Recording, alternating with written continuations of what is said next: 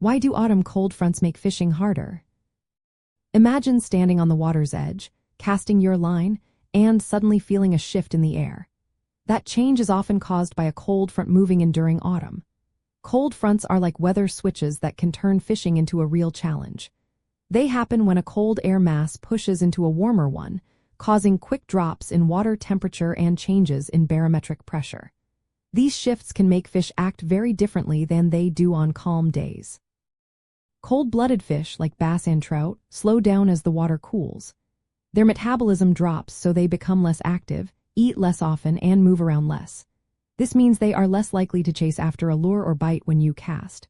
When a cold front arrives, the barometric pressure usually rises quickly, which also makes fish less hungry and less willing to feed.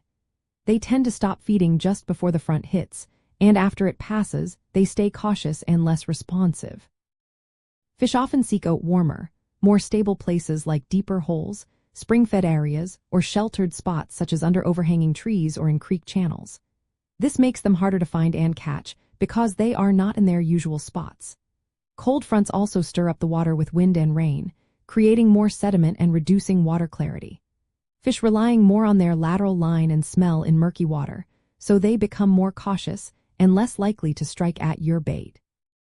During these times, it helps to plan your fishing around the weather. Try to fish before the front arrives when fish are more active. Use slower, more natural-looking lures because fish are less inclined to chase fast-moving baits. Focus on deeper areas or spots with stable temperatures where fish tend to retreat. Cover different structures and depths to find where the fish are hiding. Be patient and precise with your presentation, as bites will be fewer and more selective. Remember, these weather changes make fish less aggressive and more cautious, which means catching them requires adjusting your tactics. By understanding how cold fronts influence fish behavior, you can plan better and improve your chances even when the weather turns against you.